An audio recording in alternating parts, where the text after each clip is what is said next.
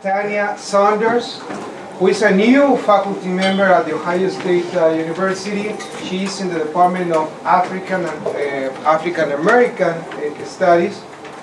She has been traveling and doing research in Cuba and also in Brazil. So we have a trilingual scholar here, so feel comfortable to, at the end, ask questions, not during the question and answer session, in any of those languages. She's presenting a topic that is also very, for me, it's a very interesting one, which is connected to popular culture and to music and to hip hop. So please welcome Professor Saunders. Thank you. Thank you. I'm really excited to be here with you all today. Today's presentation takes a comparative analysis of lesbian feminist hip-hop activists in Cuba and Brazil as a means of elucidating an often understudied area within social science literature and in global hip-hop studies. And that is, hip-hop is a site of contemporary transnational hip-hop feminists, particularly Black feminists, and LGBT activism. And I just want to say that I'm just getting over the flu, and as a result, I'm way more sensitive to dust and stuff like that than I normally am. So just bear with me, and I apologize now if I have a coughing fit, but I will not do it in the mic. Okay, so through a comparison of Crudas Cubensi from Cuba, Chieli Queen from Brazil, and Lou Afrobreak, I analyzed why these out lesbian feminists and or queer activists chose to participate in hip-hop movements as a way of working for social change, an art form that's commonly understood to be homophobic, misogynistic, and violent. This presentation challenges the assumption that there is no queer presence within hip-hop music cultures, and argues that the assumed invisibility of the queer or openly gay hip-hop artists reflects an implicit form of sexism present within national hip-hop music scenes, and it's a discourse that actually renders women invisible. So the data for this is drawn from participant observation and interviews in Cuba, beginning in 1998 and continuing into the present.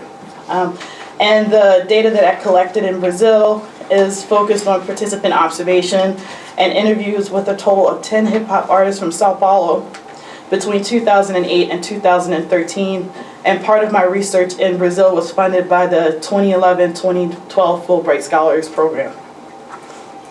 Hip-hop is homophobic. This is such a commonly uttered phrase in the U.S. public sphere, in the U.S. American public sphere, that one almost believes it. With the commercialization of hip-hop as a primarily Black, U.S. American, misogynistic, violent music culture that is exclusively male, people rarely consider or are aware of the diversity of what was and what is hip-hop culture. When one considers the early years of hip-hop from its beginnings through the late 1990s, there were a diversity of people participating within the genre. Even in the late 1990s, in U.S. America, it was still difficult to tell where independent hip-hop ended and commercialized hip-hop began. The music and culture had yet to be fully transformed by multinational media corporations into a profit-based model designed for mass distribution.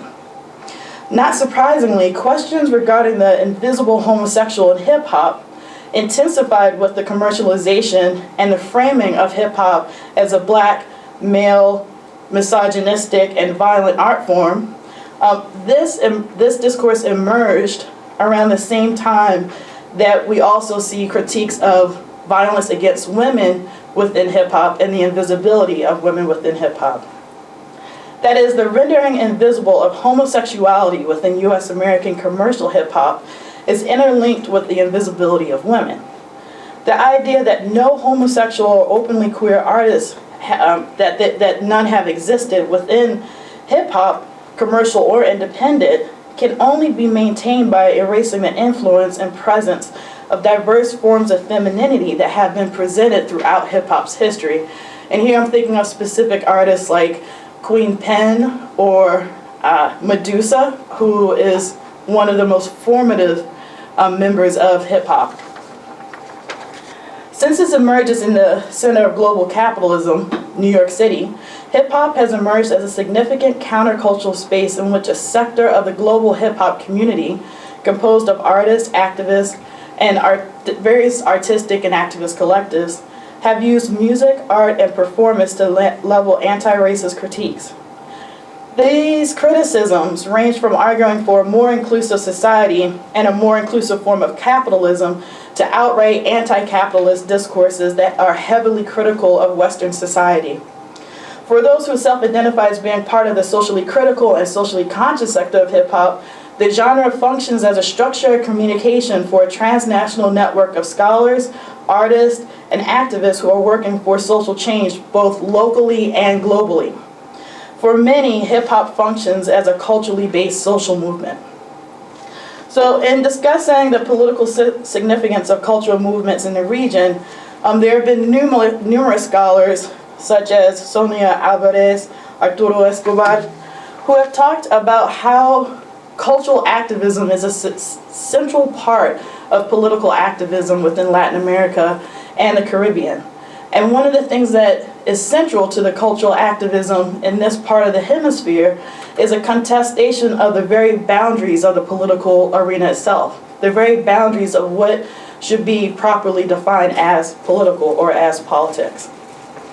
So this presentation addresses the following question: why would out lesbian and or queer activists choose to be part of a music culture that's also in hip-hop literature considered to be a public sphere, specifically a black public sphere?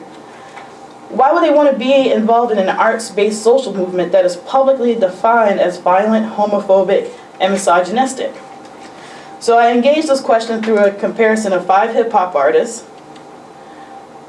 Ole Mara Cuesta Russo, Ole Les Cuesta Russo, and Olivia Prendes, who formed the group Crudas Cubensi from Havana, Cuba. Shieli Queen, who's an MC and producer in Sao Paulo. And Lou Afrobreak, who's a B-girl in Sao Paulo, based in Diadema. These out lesbian feminist hip-hop performers have emerged as community leaders and respected cultural workers who strive to challenge the consciousness of their fellow citizens and increase the social inclusion of marginal populations, while at the same time attempting to spur long-term social change, what some people refer to as a revolution. Another goal of this presentation, however, is to simply document the presence of these hip-hop artists who are out lesbian and or queer identified, as both a way of continuing the work of writing women into hip-hop and hip-hop literature, hip-hop scholarship, as a means of rupturing the commonly accepted wisdom of the invisibility of women and the homosexual within U.S., American, and global hip-hop. So the artists that I examined today vary in terms of their paths into hip-hop. The members of Crudas Cubensi began their activism in Havana, Cuba, as a way to engage black, or to make a black lesbian and lesbian intervention into the existing racialized hip-hop social movement or movement. In the case of both Shieli and Lou in Brazil, they entered their respective hip-hop scenes not as out lesbian feminists or as black feminists or as black people, but as cultural workers seeking to empower marginalized youth with a particular eye towards the empowerment of women. So the focus of each of these artists' cultural work or activism is based on where they thought that they could make their interventions within their local movements. So the other intervention that a lot of these artists made, particularly the artists that are MCs, was to address the invisibility of women on stage as MCs.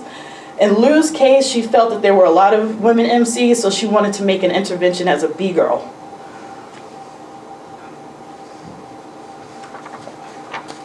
And the reason why I say lesbian, out lesbian, or queer identified is something I could talk about in the question and answer session, but the identity of Las Crudas in particular has changed quite a bit, even in the last year and a half. So for all 5 of these artists, making the connections as they move through their hip-hop scenes. One of the interesting things that happened with the Brazilian artists is that they actually began to identify as black women, as black feminists.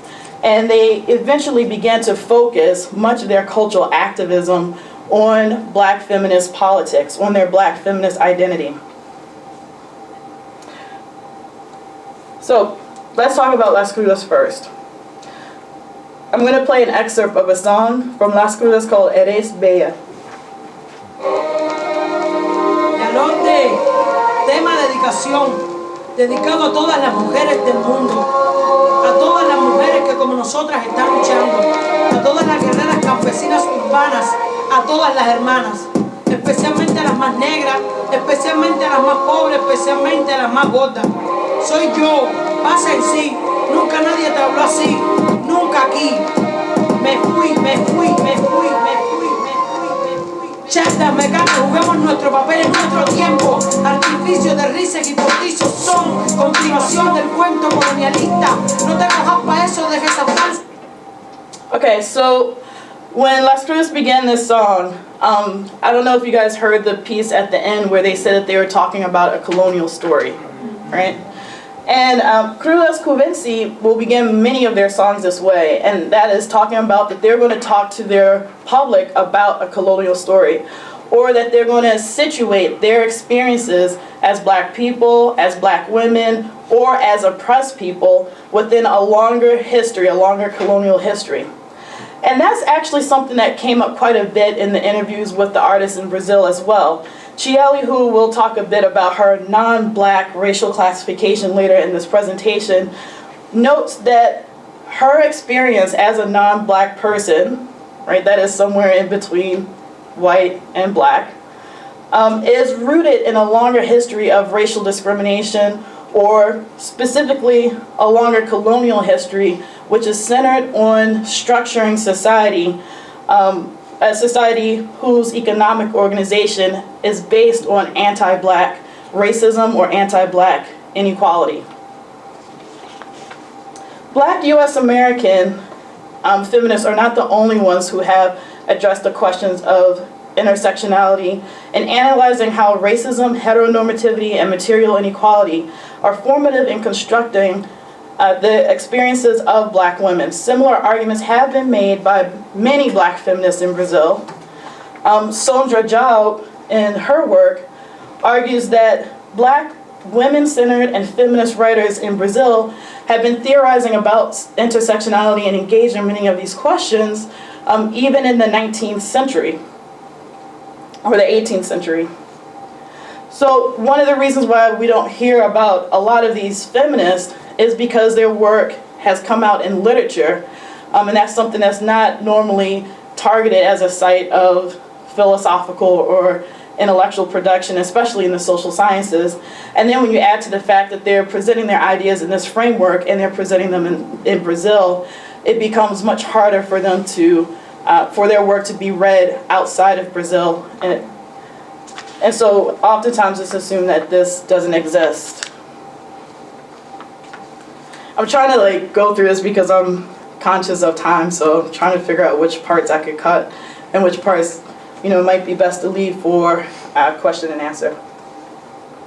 But in the case of thinking about black feminists and black feminist theory in this area, describing hip-hop as a black public sphere, feminist scholars such as Gwendolyn Pugh argues that black women have always been vocal members of this genre.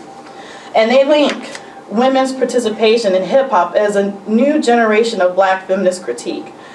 Pugh argues that this generation uses hip-hop as a way to critically engage issues such as sexism and homophobia within a larger public sphere.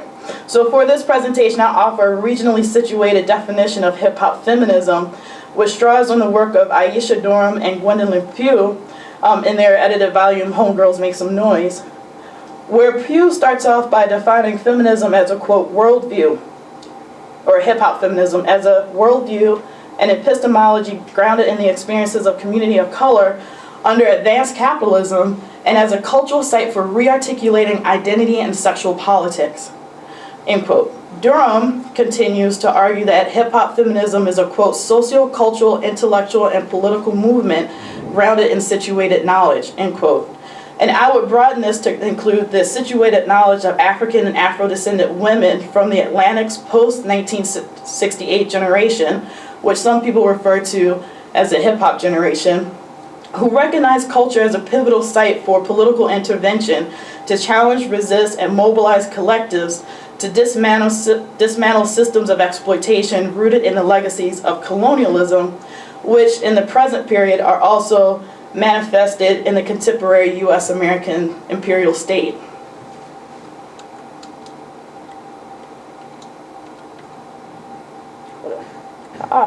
Just gonna leave it here. So Olemare Cuesta and her partner Olivia Prendes, who are the two that are in this photo here, are now what compose Cruz Cubensi. Olemare's sister Wanda, or Olelais Cuesta, frequently performed with the group until about 2008. They're now based in Austin, Texas, but it's important to note that the group comes from a revolutionary context, in quote, in which the state discourse is anti-capitalist and centers on challenging the persistent coloniality of Cuban society. The post-1959 Cuban state argued that it had solved most of the problems of most of Cuba's social problems through its material equality programs, that it had ended racism, that it had ended discrimination and women's inequality. But what ended up happening was that during the 1990s, after the fall of the Soviet Union and Cuba entered into an economic downturn referred to as the special period, all of these issues started to reemerge in the public sphere as the government began to liberalize its economy, but also the state was unable to actually offer the types of merit-based types of promotion and enforcement of a lot of the policies that it had undertaken before. But one of the other things that the government did was not allow a lot of debate and social critique, especially at the level of the state or organizing around these issues. Because again, if the state says that it solved this problem and you try to organize or talk out against it, you were seen as being counter-revolutionary or against the Cuban state. So in the late 1990s, the government began to apologize for the errors of the revolution because they began to realize that by silencing people and preventing people from really engaging these issues at the cultural level, that basically what they hadn't done was they didn't address the root of the problem of racial and gender inequality, and that's at the level of consciousness and at the level of social thought. So the editor-in-chief of the Cuban hip-hop magazine Movimiento talked a bit about Las Cruz's work and the impact of the Cuban hip-hop movement on contemporary Cuban politics. For example, Las Cruz are recognized as being the first openly lesbian group to actually come out in public in Cuban history and actually articulate and demand lesbian and, by extension, LGBT rights. People who had talked about these issues before, who were known to be gay, mainly did it within private communities or in their own personal circles. And one of the things that he argued was that one of the things that the state began to do was to actually appropriate a lot of the discourse produced by groups like Las Cruz and the hip-hop movement because they had such intense social traction. A lot of people were listening to and agreeing with their arguments. So Chieli Queen began performing in the early 1990s as part of a popular Sao Paulo-based hip-hop group called Factor Ético. They became popular for their song Interface, which it was a discussion about the future of technology. A lot of people thought it was a great song that actually foreshadowed the contemporary period and where they talked about how technology was going to mediate every aspect of our everyday lives. When the group ended, she decided to go more into music production because she felt there she could make more of an impact as a woman and as a feminist. And so one of the things she did as a producer and as an organizer was to create the NGO Hippie Hopi Mulher in 2008 as a way to connect a diverse group of female hip-hop artists and cultural participants throughout Brazil. So she participates in LGBT and feminist activism, And while as an MC, she didn't incorporate those themes into her music and performances. As a producer, she supports people that do focus on these issues in their music and performances as a way to help them navigate the independent music scene and actually help create more space in the public sphere for their voices to be heard. Also in Brazil, Lou Afrobreak, who's also an LGBT activist and feminist activist and B-girl.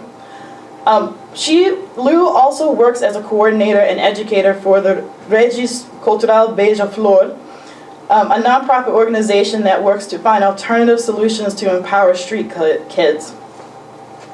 Now, again, there are obviously big differences between Cuba and Brazil in terms of their economy, in terms of their public sphere, and given the audience, I feel like I don't really need to go into that, so I'm going to skip that part.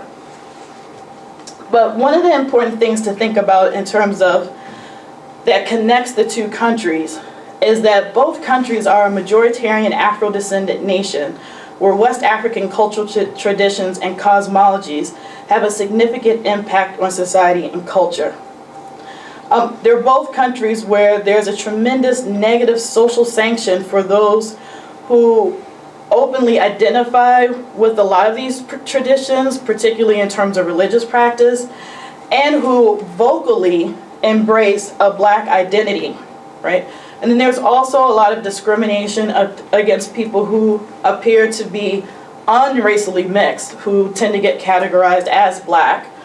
And again, people are generally encouraged to play down their African heritage physically and culturally, and also to continue to marry lighter as a means of lightening their lineage until they get to a point where little or no African ancestry is physically present.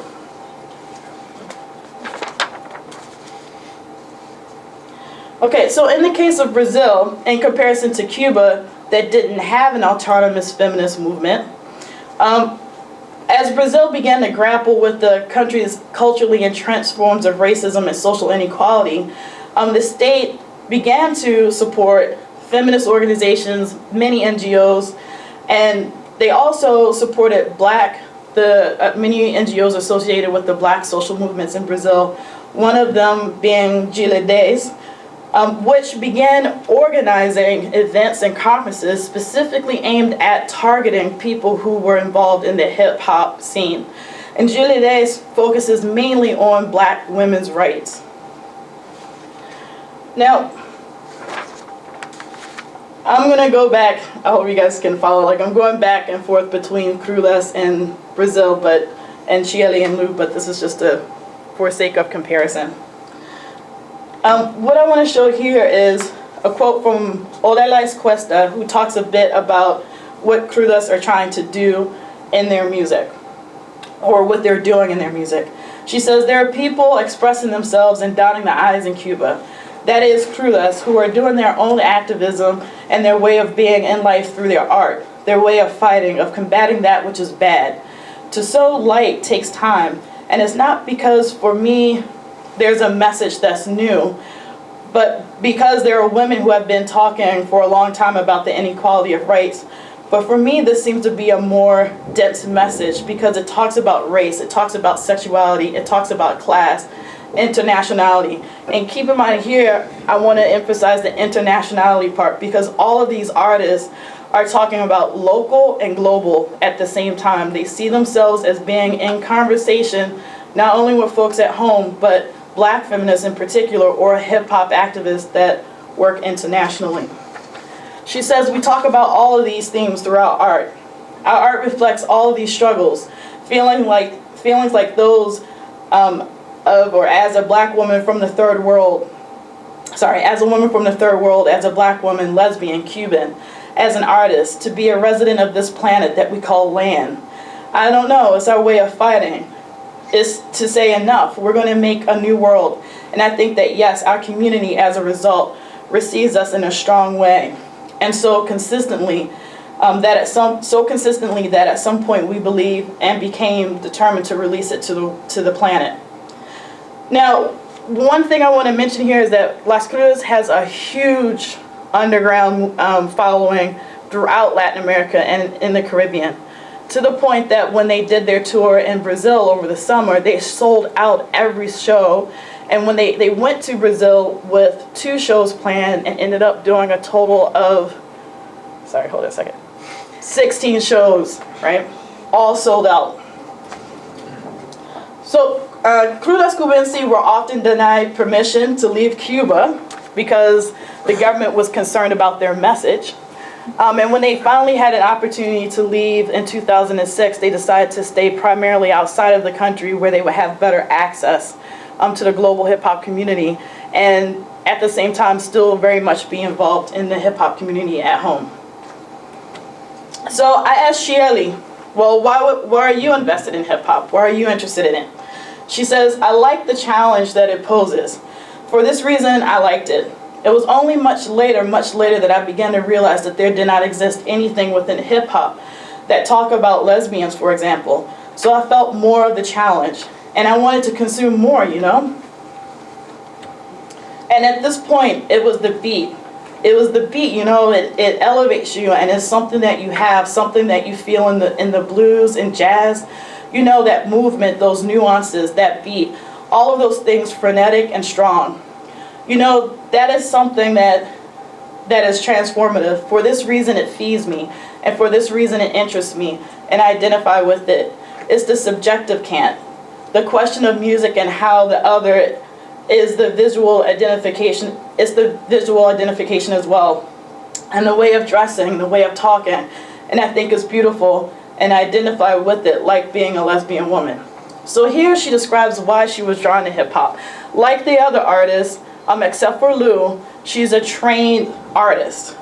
The other thing I want to mention here is that what she says is something that I've heard from nearly every hip-hop artist I've interviewed, and I've interviewed in total, probably about 65 artists so far between Cuba and Brazil.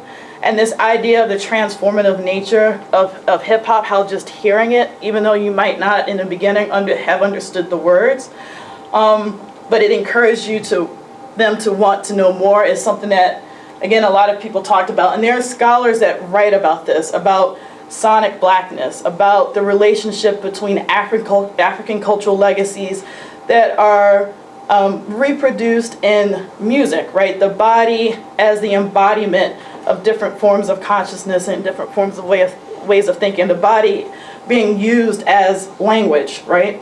And so it seems from so far in my work that this is something that folks are picking up on and are attracted to. So then I asked Shieli about the development of her feminist consciousness and her lesbian identity. And I asked, how and when did you develop your feminist consciousness? She says in 2004 in a meeting in which I participated in Rio de Janeiro, and I was invited by my friend Fernanda Papa and by Raquel Souza to participate in a meeting, and in this meeting, there I felt my feminist side, and I did not know what a feminist was. And I thought it was interesting, and I assumed my feminism in that moment. So I asked, are you an artist that participates in social movements? Yes, she says. And then I asked, is this really common for artists in Brazil? And she says, no, it's not common. All of the artists do not participate in social movements. At times they participate in campaigns for disarmament, campaigns against hunger. It's at times like this, and at times they will raise a flag. They raise a flag against abortion, for example. So look, generally it's easier, for example, for social movements to have more participation from punks and rappers, which is really not surprising at all, given the nature of both music scenes and music cultures. But one of the things that's really important here is, remember I talked about Gilides. She and Lou are an example of the youth that ended up participating in these organizations in their conferences, and they found out about these conferences through fellow hip-hop artists announcing them and encouraging people to go to these to these meetings and to these events, including LGBT events. So it's not just black events, right? Just they encourage them to go to events of the political left in Brazil. So it's in this way that one of the interesting phenomena that I've noticed in Cuba and in Brazil is that while you have some people who already have a black consciousness and are steeped in the black political history of their particular nation, they're drawn to hip hop because they feel like it's a space where they can actually openly engage that freely. And then you have other populations who are particularly marginalized within their various countries in the sense that they don't necessarily have access to schools. One friend of mine who's a teacher in Brazil talked about how he went into one of the favelas to teach, and there was just a cement slab with some chairs on it out in the open. And so his question was, well, what do you teach? Right, and that's a struggle that he has in terms of the educational process. So these folks who might not have access to a lot of these discourses that are a lot of times associated in these movements that are a lot of times associated with the black middle class and upper middle class, they actually listen to hip hop and they become interested and they relate to this music and they start going to concerts and to events, and then they actually discover these other social movements that already exist, and then they eventually start to develop different political consciousness. Y'all following me so far? Yes. Okay. So, one of the other things is that Chieli is more invested in actually working to bring people into Brazil's economic success story. Lou, on the other hand, rejects it altogether and feels like anyone who wants to be involved in capitalism or have any access to any sort of economic process associated with capitalism, even if it's someone who has a socially conscious message, gets a record contract, that person has still sold out and is a horrible person. So one thing that's important to know is that the interventions that these women are making within their respective hip-hop movements are fraught with challenges, to say the least. One night, I sat and chatted with Lou for about 30 minutes before a hip-hop event. I'd seen her across the dance floor, sitting at the bar with her partner, crying. I walked over to them and asked them what was wrong. Lou stated that she was explaining to her partner that one of the major drug dealers was very angry with her and was making death threats. He was upset because another kid who sold drugs for him started participating in Lou's workshop. The night before, this young man stayed with Lou rather than going on his shift. He didn't want to sell drugs anymore. The following day, Lou sent word to the dealer that she wanted to talk. She wanted to explain that she was helping the kid get out of the business. Lou told me that this was her reality, that sometimes people want to kill you. But she was adamant that through hip-hop, people could also help each other. They could help black people, especially black kids, find another life. She was determined to stay in her community, even if it meant her dying. So stories about the transformative nature of hip-hop, the socially empowering nature of hip-hop is something that, again, is a common theme throughout all of these interviews. Central to the importance of hip-hop, including hip-hop feminism in Hispano-Lusophone countries, well, the Lusophone country in the Americas, is the experience of the awakening, the shift in consciousness stimulated by first listening to and then participating in socially conscious hip-hop communities and art collectives. The signature awakening moment for many female Afro-descendants, not all, not like a whole lot, but like a significant portion of some of the folks that I interviewed, was the development of a black and feminist consciousness as sort of the first sort of step in this direction of becoming an activist or completely dedicating their life to hip hop. For Lou, it was the shift from calling herself morena, which is like a nice way of saying that you're black, the way that she put it. And for Chieli, it was going from being classified as white to being accepting her non-black and then black racial identity. So again, Chieli is classified as white on her birth certificate. So I asked her about this. And she says, this thing of identification, of recognizing oneself, to see oneself as black, it was because of the movement itself. And here she's talking about, she heard some American music, sure, but these artists are embedded in their own hip-hop movement. So she said that she says, I did not have this self-perception. For me, it was to be morena, or to be mulata, or to be that. For me, it was normal. Sorry. This thing is more involved with the movement. This thing became more, she became more involved with this through her involvement with the movement. And it's something that she began to, because I cut and paste sometimes it just doesn't work. But it's something that she began to perceive later, years later, in 1990, 1995. So she says, the middle of 1995, that's when I began to listen to the music of Racionais, which is a very famous hip-hop group in Brazil. And she says, oh my God, they have and then she stopped and paused in the interview. I began to observe difficult things. I began to be stopped by the police only because I was walking in the street. You'd have other people walking after me, so no one was stopped. Why was I stopped? What was the problem with me? And this began to bother me. And I began to be more engaged and to look for more information and such, to listen to more things, and then, you don't sleep anymore. To be recognized as a black woman, as a lesbian, all of those are nomenclatures.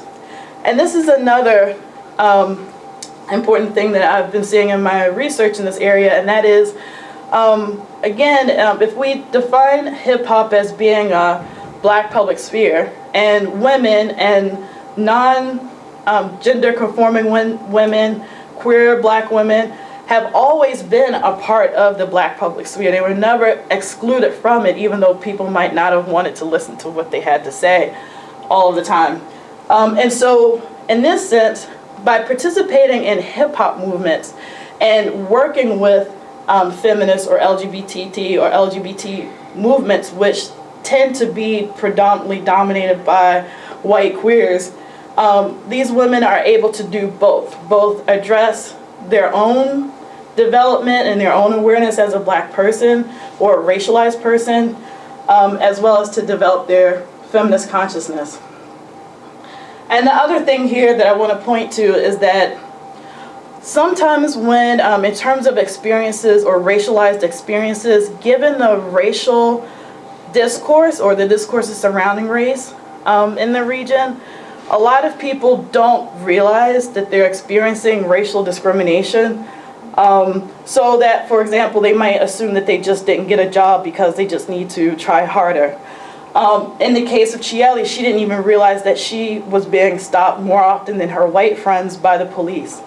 In the case of some artists in Cuba that I interviewed, was that they didn't realize that they were walking around with their lips like this until they developed a black consciousness, and they started to realize that the very comportment of their body was influenced in this way that they weren't even conscious of.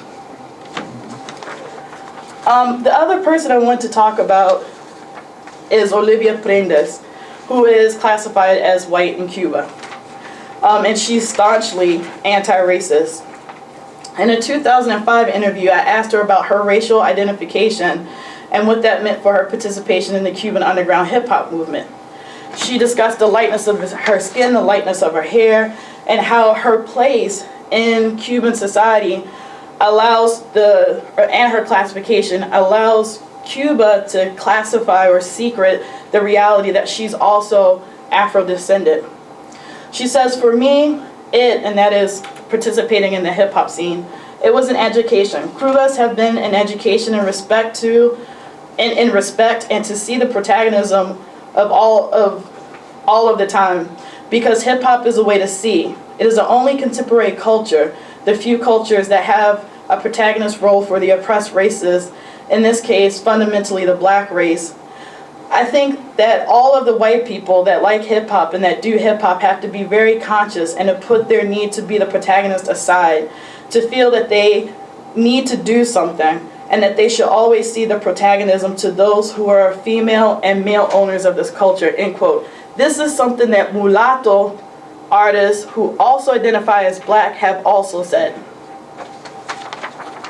So, in terms of wrapping up, E. Patrick Johnson notes that blackness is a lived reality, and blackness can also be deployed as a form of resistance to white colonization. And also, blackness is very diverse.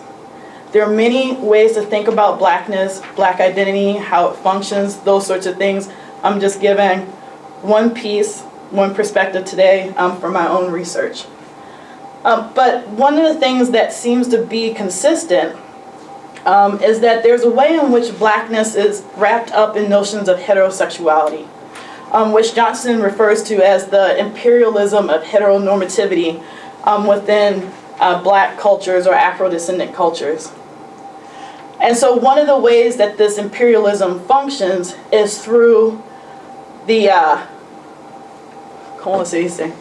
the sort of disrespect for femininity, which is intertwined with how the homosexual, again, often classified as male, is understood and seen. And so it's this devaluation of femininity that is at the center or part of homophobia, right?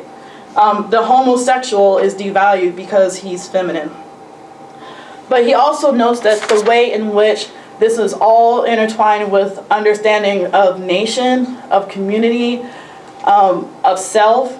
And this is one thing that I think that many of these women have also recognized: the centrality of race, the devaluation of women, the anti-black racism embedded in heteronormativity.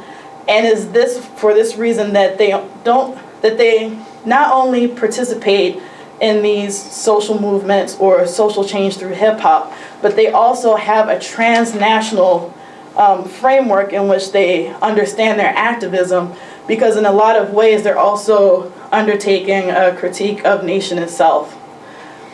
Thanks. And